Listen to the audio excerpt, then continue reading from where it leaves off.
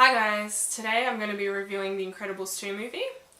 I'll try not to give you guys any spoilers. I'll try and keep it spoiler free here.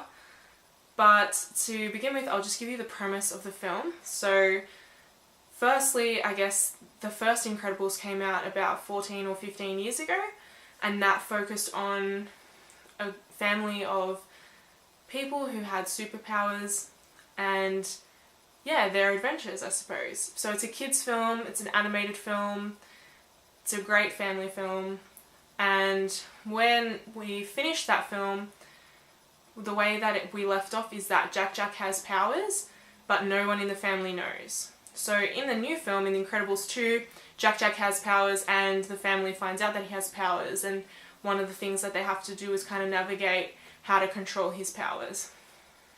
So in Incredibles 2, supers have been made illegal because the police don't want them. They cause too much damage to the city. Okay? Now, they are approached, Bob and Elastigirl and Frozone are approached by two siblings who own a tech company and who want to make supers legal again. So the way that they propose that they're going to do that is to use a camera in the superheroes' suits so that they can actually show their perspective rather than just always seeing the media coverage, which is from the police's perspective. So that's kind of the premise of the film. Now, I really enjoyed this film because I wasn't really going into it expecting much. When I was younger and I saw the first Incredibles, it didn't really connect with me that much. I wasn't really such a huge fan of it. So going into the second one, I didn't really have many expectations, and it was great. It was a fun film. There's lots of action, there's lots of humour, the animation is great, the storyline was really good as well. A little bit more on the storyline is that when they proposed to do this, the person that they want in charge is Elastigirl. So they want Elastigirl to go back, even though it's illegal, they want her to fight crime. And she struggles with this a little bit because she doesn't want to teach her kids the wrong thing, whereas Bob is like really excited. He really wants to be a super again. He doesn't want to have to work a normal job.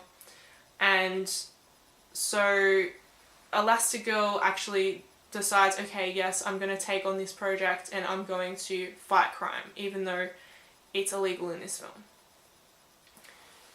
So that means that Bob has to stay home with the kids. And so there's a bit of a role reversal here. So that's kind of one of the themes in the film, is this role reversal. It was quite prevalent throughout the film that, Bob is essentially a stay-at-home dad, whereas Elastigirl is this career woman. And they kind of follow this theme with the other characters as well, where there's a lot of female empowerment, there's a lot of kind of analysis on the female role within society, which was quite interesting. I thought it was quite strong, quite prevalent.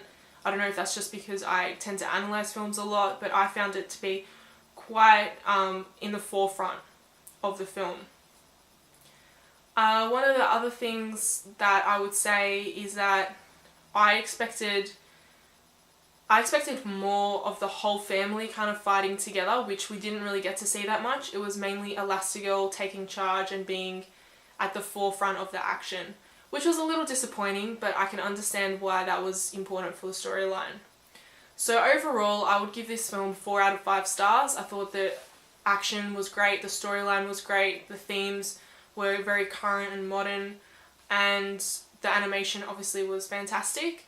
And the animation that they showed at the beginning of the film, which is a little short animation, was really cute and really, it was a really fun one as well. If you saw the first one when you were a young kid, you'll probably enjoy the second one as well, because it's quite, it's quite nostalgic, I suppose, for people. And so that's my review of The Incredibles 2 movie. I hope you enjoyed this video, and thank you for watching.